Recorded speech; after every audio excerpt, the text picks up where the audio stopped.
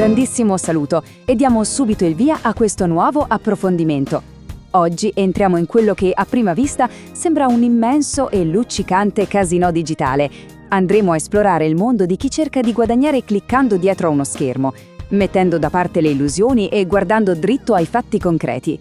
Eccola qui. Guadagna un extra mensile compilando sondaggi mentre sei sul divano. Questa è la classica e irresistibile promessa pubblicitaria che fa gola a tantissimi. È il super premio finale, il miraggio della vincita comoda. D'altronde, a chi non piacerebbe incassare cifre extra restandosene comodamente in salotto? Bene, entriamo nel vivo e smontiamo pezzo per pezzo questo meccanismo.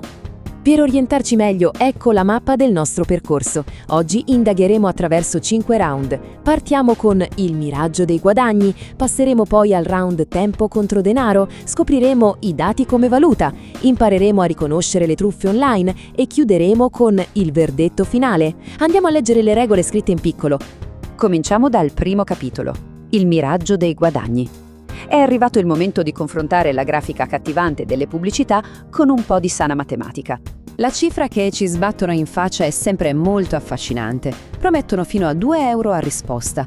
Ma attenzione, quel numero è di fatto un'illusione ottica. È studiata a tavolino per distrarci dal costo d'ingresso, un costo invisibile per chi partecipa. Le ore, letteralmente, le ore passate incollate al computer. E questo ci porta dritti al secondo round, tempo contro denaro. Vediamo quali sono le reali probabilità di successo e come funziona davvero il fattore tempo in questo settore. Molto spesso il percorso è una vera e propria corsa a ostacoli. Funziona così: si inseriscono i dati, si passano dai 5 ai 10 preziosi minuti a rispondere alle domande di sbarramento e poi, all'improvviso, squalificati. Profilo non idoneo, minuti letteralmente buttati al vento per incassare assolutamente nulla o, se va bene, qualche misero centesimo. Una frustrazione enorme, prima ancora che il sondaggio vero e proprio inizi. E il risultato finale di questa corsa a ostacoli è spietato. Se sommiamo il tempo perso per le varie squalifiche a quello effettivamente speso per completare i pochi questionari andati a buon fine, il rendimento crolla verticalmente. Parliamo di una media che va da 1 a 3 euro all'ora. Insomma, una cifra lontanissima dall'idea di un reddito extra che possa fare la differenza a fine mese. Ma non è finita qui, perché la sfida contro il tempo si fa ancora più dura. Anche quando si riescono faticosamente ad accumulare quei piccoli centesimi, per incassare davvero il denaro bisogna raggiungere soglie altissime, spesso tra i 20 e i 50 euro. Questo significa mesi e mesi di attesa, con un rischio che cresce ogni giorno. L'account potrebbe essere bloccato, oppure la piattaforma potrebbe semplicemente chiudere i battenti da un momento all'altro. Ed eccoci al terzo round, i dati come valuta. Qui c'è il vero colpo di scena che ribalta l'intero tavolo da gioco. Spostiamo l'attenzione dai centesimi a quello che si sta realmente scommettendo. E qui arriva la fatidica domanda, quella che cambia radicalmente la prospettiva. Qual è il vero prodotto? Ebbene, chi risponde ai sondaggi non è affatto un lavoratore retribuito. Chi risponde ai sondaggi è esattamente il prodotto.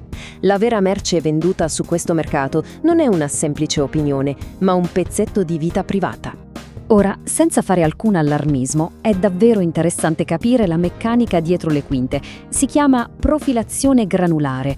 Le società di ricerca monetizzano le nostre preferenze creando un puzzle perfetto. Mettono insieme inclinazioni politiche, il marchio dell'auto che guidiamo, cosa mangiamo a colazione. Questo pacchetto super dettagliato viene poi rivenduto ad aziende terze per la pubblicità mirata. È il motore commerciale che fa girare l'intera giostra.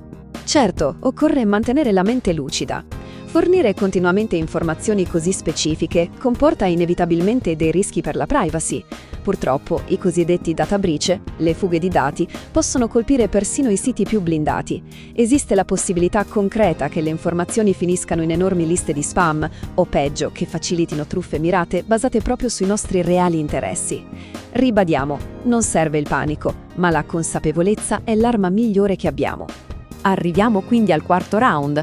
Riconoscere le truffe online. Armiamoci di un bel manuale di sopravvivenza digitale per non farci fregare. Basta tenere gli occhi aperti su alcuni segnali d'allarme molto chiari.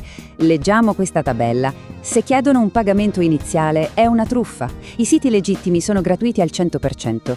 Se ci sono promesse di diventare ricchi in 2 mesi, è un pericolo enorme. Se chiedono la carta di credito o il codice fiscale, bisogna scappare a gambe levate.